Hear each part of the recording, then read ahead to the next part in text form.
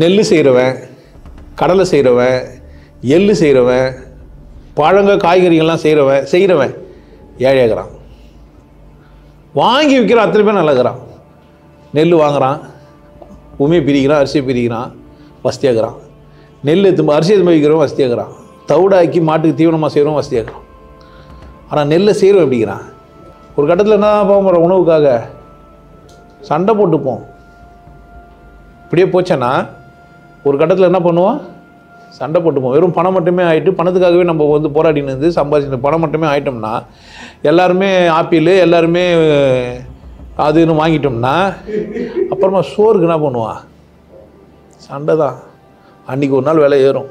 ஜாதியை ஒழிச்சிட்டாங்க, ஆனால் சலுகை கொடுத்துங்கிறாங்க. ஒழிக்கிறதுக்கா? ஜாதியை ஒழிக்கிறதுக்கா சலுகை கொடுத்துக்கிறாங்க? உனக்கு ஏன் சலுகை கொடுக்குறான்? நீ ஒரு முட்டாள், நீ ஒரு மூடன், உன்னால் வாழ முடியாதுன்றான். நீ ஏன் சலுகை வாங்குற? ஏன் சலுகை பெறுற? உன்னால் என்ன பண்ண முடியாது? உன் இயலாமை என்ன பண்ணுகிறான் அவன்? என்ன ஆயிட்டுக்கிறீங்க நீங்கள்? எங்கன்னா சலுகைக்கு போய் லைனில் நின்றுக்கிறீங்க. 10 ரூபாய் கம்மியாகுதுன்னா பெனாயில் குடிக்கலாமான்னு பார்க்குறீங்க. காம்ப்ரமைஸ் ஆனது யாரு? சகிச்சுக்கு யாரு? ஒத்துக்கு யாரு? எதனால இது நடக்குது? எதனால மனிதம் அழிஞ்சு போகுது? இப்போ சலுகையினால சண்டை போட்டுக்கிறோம். நம்ம இலவசம் பெறத்துக்காக என்ன பண்ணுகிறான்? அப்போ என்னன்னா, அந்த காலத்தில் ராஜாங்களாம் என்ன பண்ணுவாங்கன்னா, சில்லறைங்களை நிறைய வச்சுப்பானுங்க. மேலே போய் நின்று விசில் அடிப்பானுங்க. இந்த ஏழை மக்கள்லாம் என்ன பண்ணாங்க? ஒருத்தர் அடிச்சினே அதை பார்த்து அவனுக்கு ரசிப்பானுங்க. பணம்னு ஒன்று கண்டுபிடிச்சி பணத்தை உங்ககிட்ட கொடுத்துட்டு நீங்கள் பணத்துக்காக அடிச்சிக்கத்தை பார்த்து ரசிச்சுன்னுங்கிறான். யார் தப்பு? யார் தப்பு? ஷூ போடலன்னா ஸ்கூலில் சேர்க்க மாட்டேன்றாங்க. ஷூ வாங்க முடியலன்னா அப்பா ஸ்கூல்லே சேர்க்க மாட்டேன்றாரு. அப்போ எப்படி ஆகும்? நம்ம இப்போ ஏழை குழந்தைங்களுக்கு இலவசம் தரணும்னா அவர் வள்ளல் ஆகிடுவார். அவித்தானே எங்கேருந்து இந்த தப்பெல்லாம் நடந்தது? அப்போ மனிதன் என்னவே செய்யலை, தெளிவடையாதபடி வச்சுனுக்கு எதுதான்? இந்த சலுகையும் இலவசம் தான். ஆபத்தானது இது.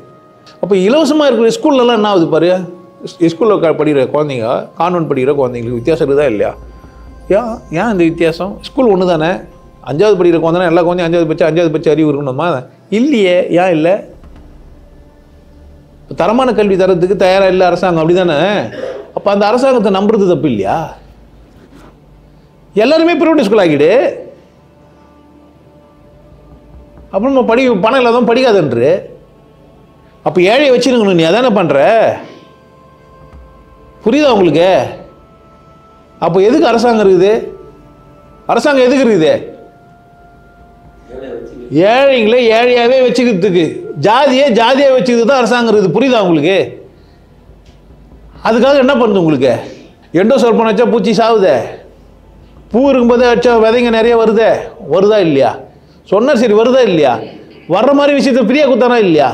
பிரியா குத்துறதுனால தான் நாங்கள் போனாங்க. எங்கே நிறுத்திருக்கணும்? அதை ஏன் நிறுத்தலை? அவ்வளோ தூரம் ஏன் போல போகணும்? அதை பேசணும், அதை யோசிக்கணும். நீங்கள் தான் யோசிக்கணும். நீங்கள் ஒரு உற்பத்தியாளராக மாறணும். நீங்கள் உங்களால் முடிஞ்ச உற்பத்தி என்ன பண்ணணும்? செய்யணும். அந்த வேலையை யார் நிர்ணயிக்கணும்? நீங்கள் நிர்ணயிக்கணும். அப்போ தான் என்ன ஆகும்? சலுகை, இனாம், தள்ளுபடி, இலவசம், ஆஃபர், ஃப்ரீ, ஒன்று வாங்கினால் ஒன்று இலவசம், இது போன்ற விஷயங்களில் கவனமாக இருங்கள். இவைகள் நம் திறமைகளை முடக்கி போடும் முட்டுக்கட்டுகளாக மாறிவிடும். நம்மை நாமே அவமதிப்பதற்கான ஒரு சந்தர்ப்பத்தை தந்துவிடும். எனவே இவையிடத்தில் கவனமாக இருங்கள். உங்ககிட்ட இந்த உழைப்பு கேட்குறவன் தான் நேர்மையானவன். நான் உனக்கு இதை செய்கிறேன், நீ எனக்கு என்ன பண்ண? இதை செய், அதான் நேர்மை. இல்லைன்னா உன் திறமை என்ன ஆகும்? நீ வளரவே மாட்ட, நீ வாழவே முடியாது. நீ என்ன கற்றுக்கல? அடிமையாகவே இருக்கிற. சிலைவங்களை உருவாக்குறானுங்க. அரசாங்கமோ இல்லை ஆன்மீகவாதிகளோ மகான்களோ என்ன பண்ணுறானுங்க? ஸ்லேவ்களை, அடிமைகளை உருவாக்குறானுங்க. அந்த வேலையை என்னால் செய்ய முடியாது. அந்த வேலையை என்ன பண்ண முடியாது? என்னால் செய்யவே முடியாது. நீ தலைகழினாலும்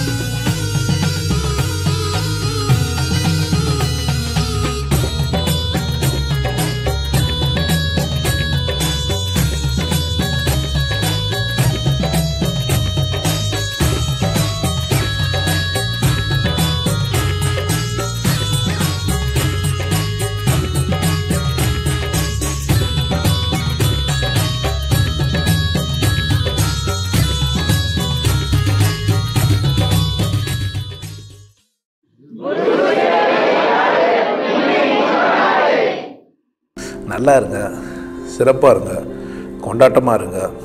உங்களை நீங்கள் மதிப்பு மிகுந்தவராக மாற்றுறது உங்கள் கையில் தான் இருக்குது. நல்லா இருங்க. நான் ஒரு வாய்ப்பு என்னை பயன்படுத்திக்கலாம். நல்லது.